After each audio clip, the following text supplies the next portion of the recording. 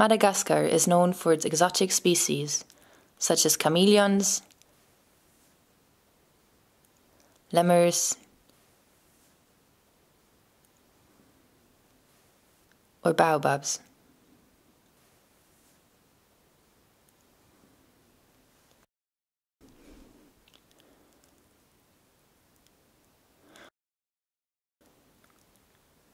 Probably less well known is that Madagascar is home to around 5% of all global species, despite the small size of the island, which accounts for less than 0.5% of the global landmass.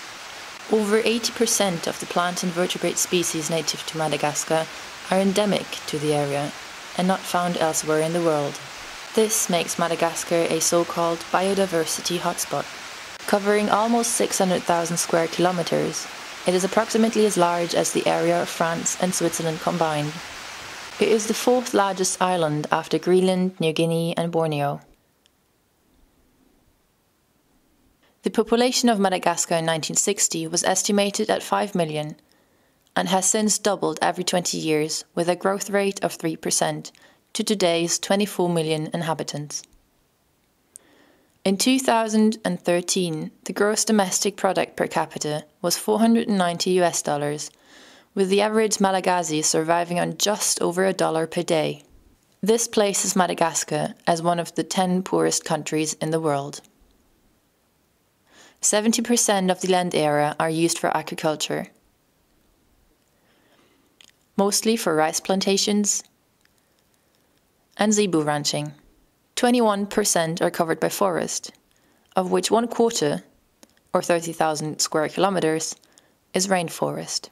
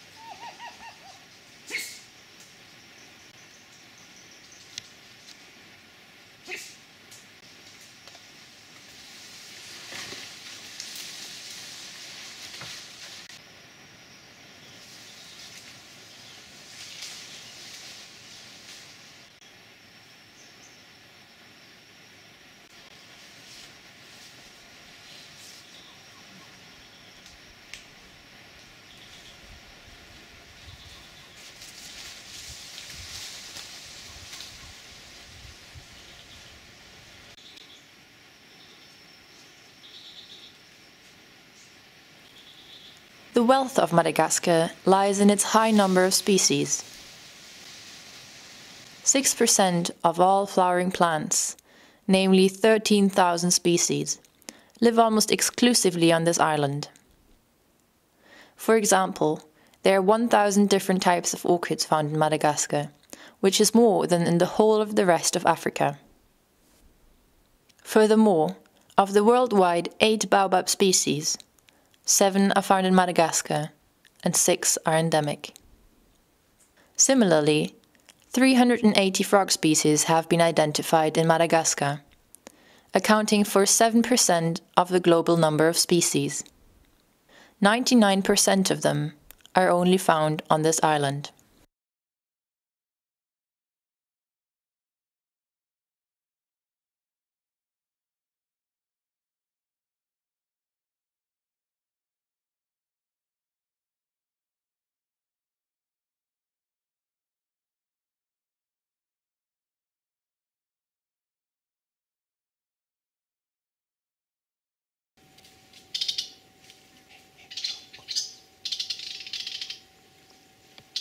%52 of the 209 bird species breeding on the island are endemic.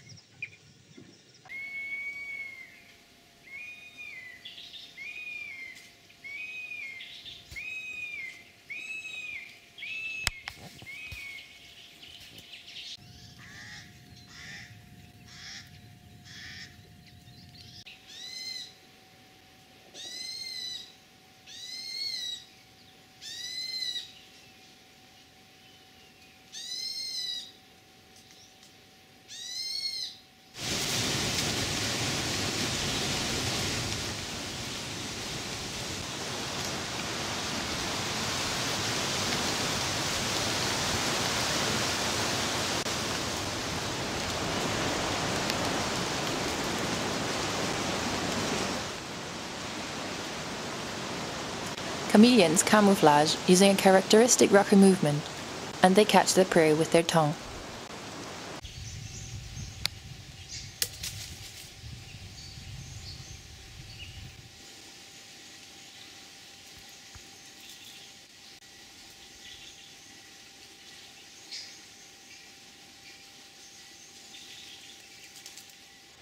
Praying mantises use the same camouflage.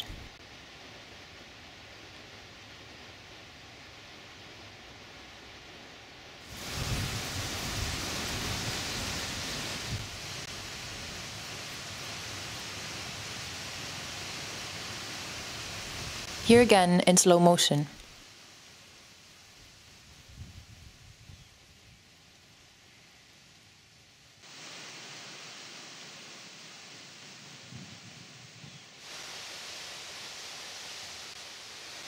This is a male Parsons chameleon.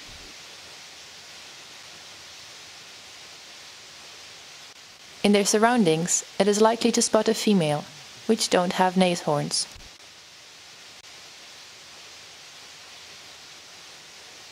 And this one is a youngster, approximately 3 years old.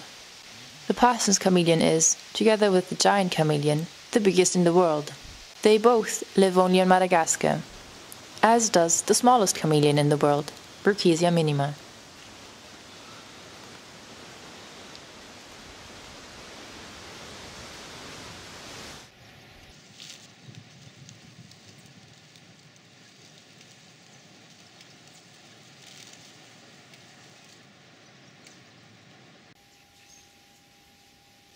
The depicted snakes are all non-poisonous colubrids, of which 75 endemic species exist on the island.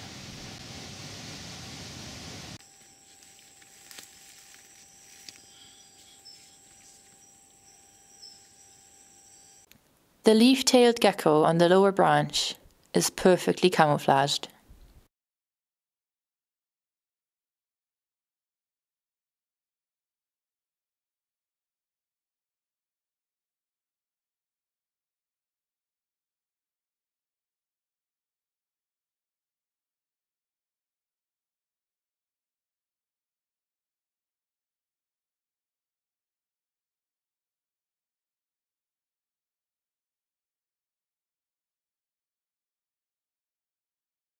Within the total of 363 species of land reptiles, the endemism amounts to 25%.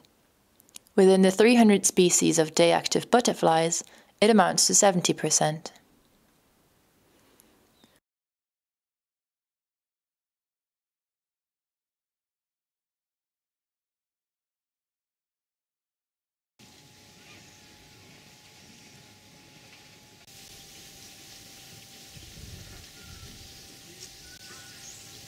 Lemurs belong to the so-called wet-nosed primates.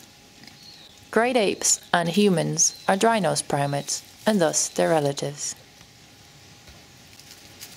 Lemurs only exist in Madagascar, with 5 families comprising around 90 species.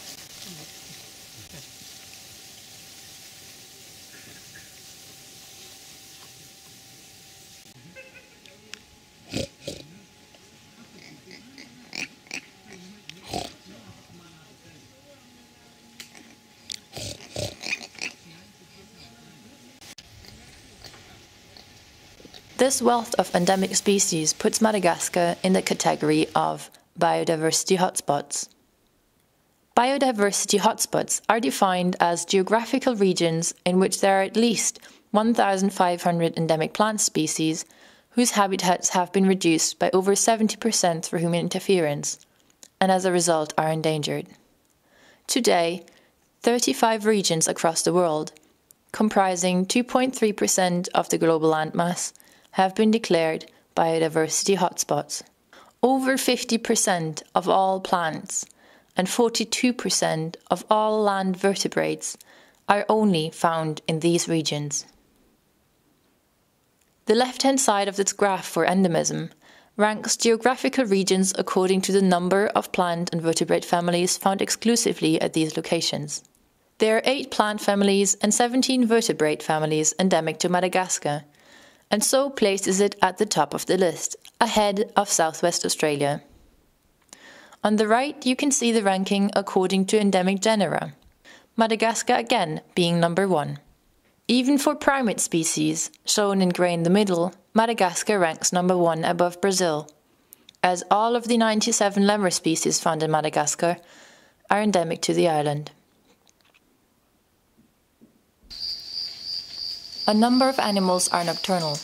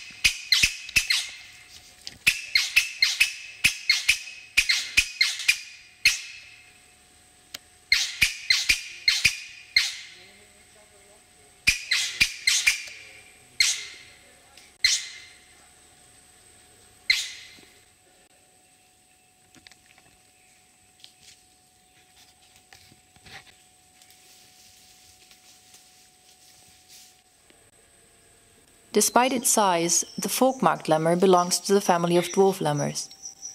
Its name is derived from the black line on its back that forks above its eyes.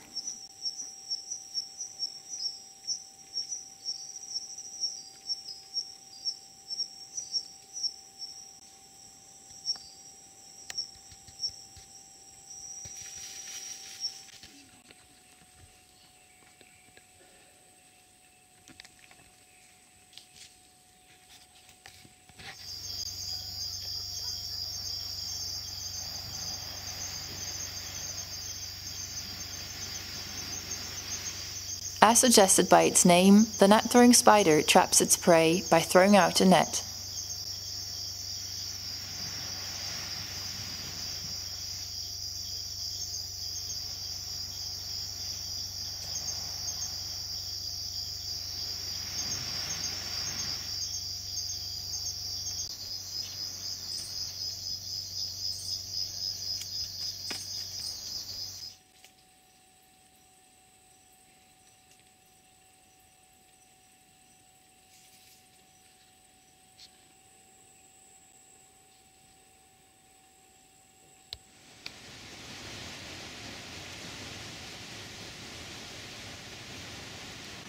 How can the species richness in Madagascar be explained? There are a number of factors that support the biodiversity seen in Madagascar. These include its tropical location, with 1 hectare of tropical rainforest supporting up to 253 species. The wide range of altitudes from sea level to 2,800 meters, and the wide range of precipitation between 300 and 6,000 millimeters per year. However, the uniqueness of Madagascar's biodiversity is undoubtedly a consequence of the millions of years of physical isolation from other landmasses as a result of continental drift. 250 million years ago, Madagascar was lying inconspicuously right in the heart of Gondwana, the ancient southern continent. During the Mesozoic period, around 180 million years ago, in the age of palm ferns and dinosaurs, it started drifting northeast together with the Indian plate.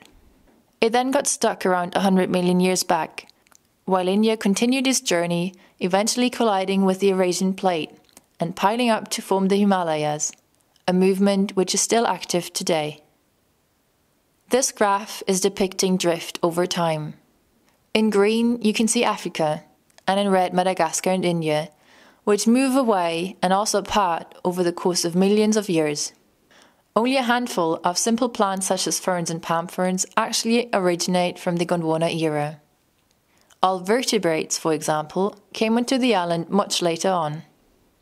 Thanks to the so-called genetic clock, it is possible to date those migration events with an accuracy of a few million years. The genetic clock is based on the comparison of genetic differences between related species. The red arrows highlight some examples. Simultaneously with bats, 4 other mammalian lines migrated to the island, namely lemurs, insectivores, rodents, and carnivores. It is speculated whether it could have been one single pregnant female in each case that survived a journey of at least 400 kilometers on the open sea, rafting serendipitously from Mozambique to its destination. The mantella frog serves as an example of 6 immigrated lines of amphibians. For reptiles, on the other hand, 21 independent lines have been determined. This could be due to the fact that reptiles, in contrast to amphibians, are considerably more resistant to salt water. Poisonous land snakes didn't make the journey. For some of the groups, such as the boas and the iguanas, the genetic relatedness and therefore origins are still unclear. 0.002 million years ago, humans migrated to the island as one of the last species, coming from what today is Indonesia, together with the rat, pig, cow, and several crops.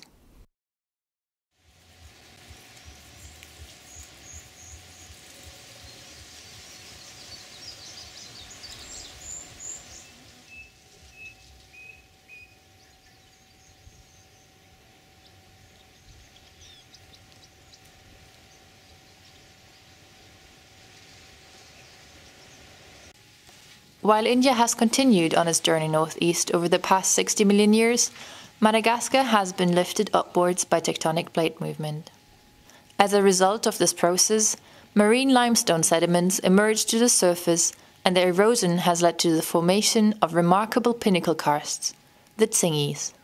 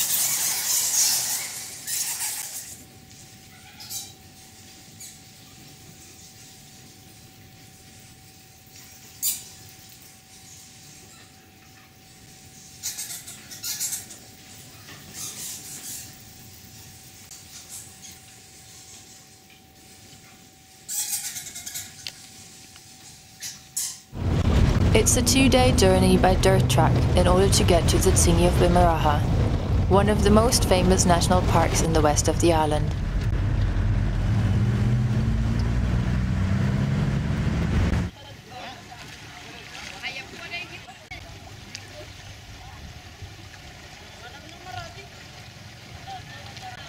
En route, the river Tsiri has to be crossed by ferry.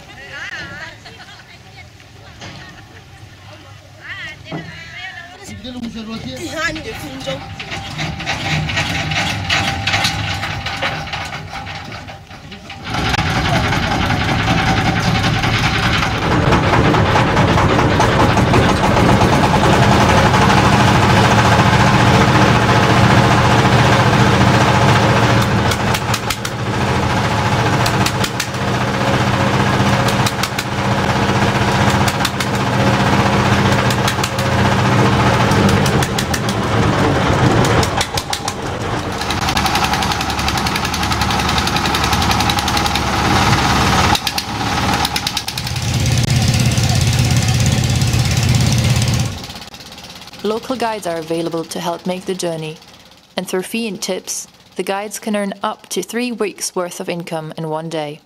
For the guides, drivers, porters and lodge owners, the protection of nature is more lucrative than its destruction. Tourism itself is still in its infancy, but ecotourism is a major drive for nature preservation in Madagascar.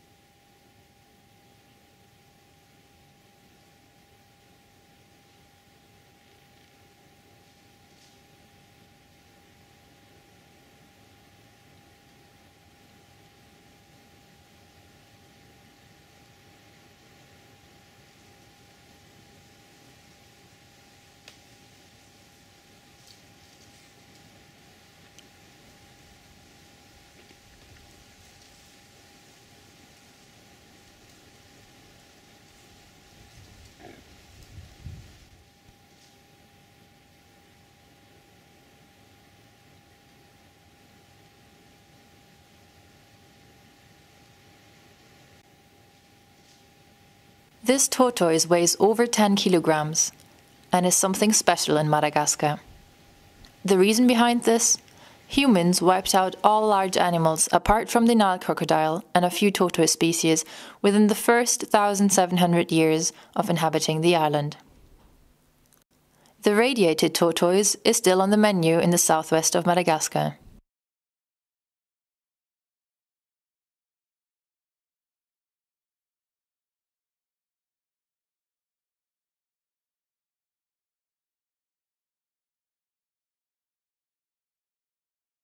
Only about 100 years ago, a change in mentality came about.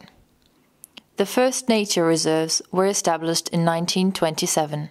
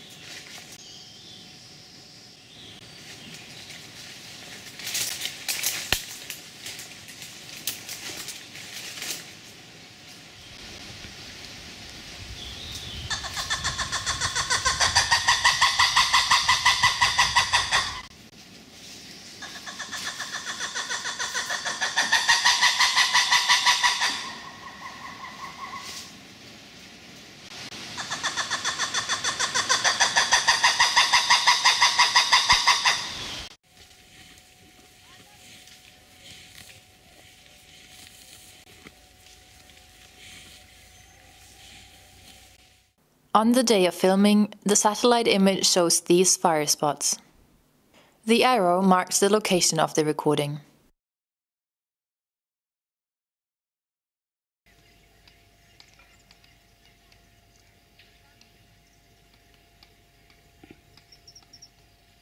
Slash and burn practices are employed during the dry season in order to create new areas for farming and animal grazing. This destroys more and more of the original vegetation each year.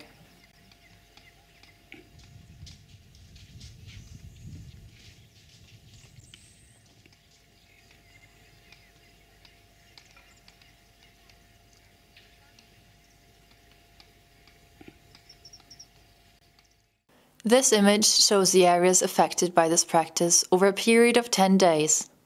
Again, the sites of recording are indicated with arrows. Another burden on the local vegetation is the felling of trees for firewood or for the production of charcoal. Charcoal is traded in bags. One bag costs around 10,000 arari, which corresponds to 3 days' worth of income, and it will last a family for around a week of cooking. Here you can see a sustainably managed eucalyptus plantation. The stems are dried and then carbonized in the charcoal kiln. In the regions of rainforest, slash and burn practices are used to clear areas for hillside rice plantations. The pictures show the current state near the Madagascar National Park. After only a few years, these soils of low fertility are depleted and eroded and become unusable for agriculture. This continuously leads to the deforestation of further areas. From these aerial images, you can clearly see the different ages of the cleared areas invading the primary forest.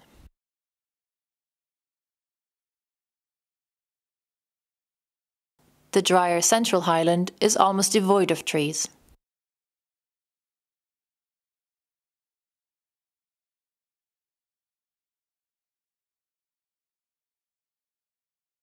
Over the course of the first 2,000 years of human settlement, up until 1950, the area covered by rainforest has been halved. Today, only around 10% of the original rainforest are left. In numbers, it looks like this.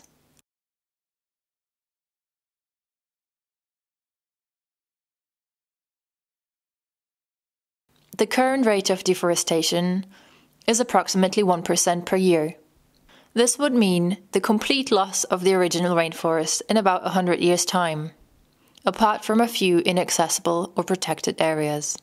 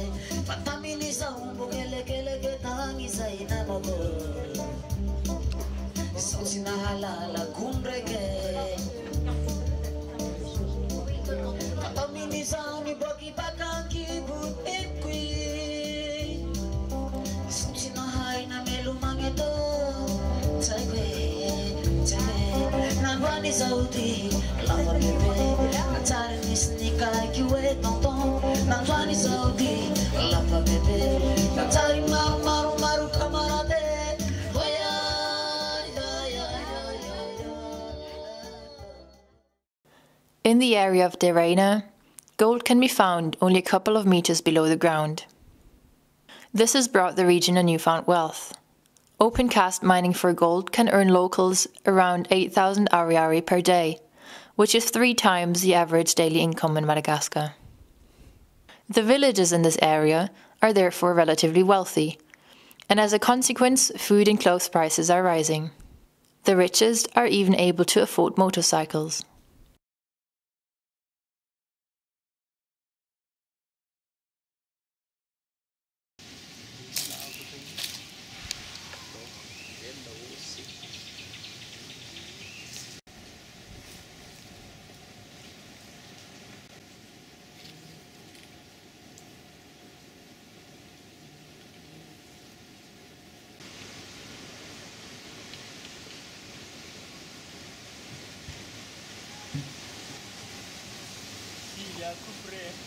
Uh-huh.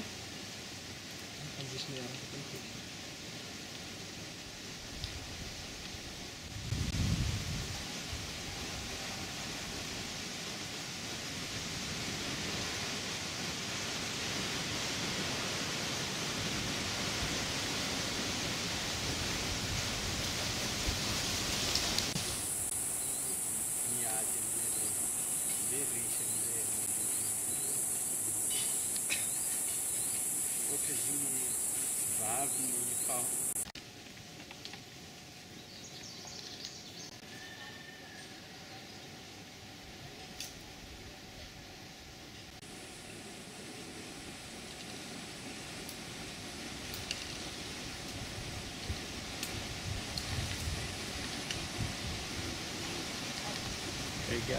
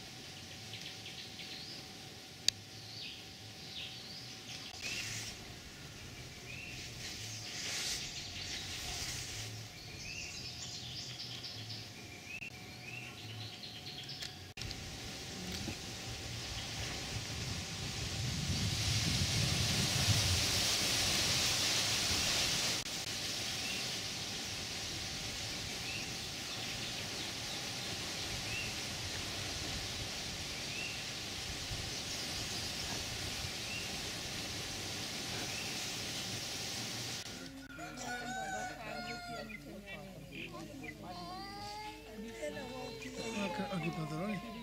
Aqui pantaloni? Tutta ora.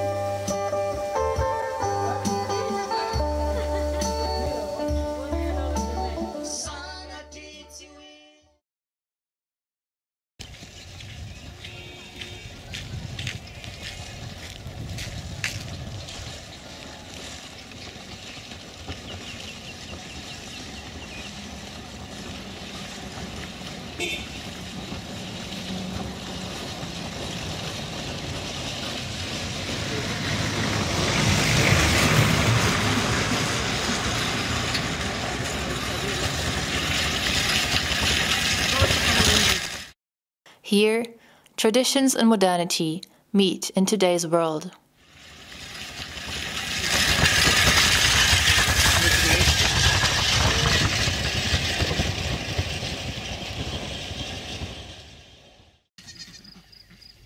How will humankind shape the future?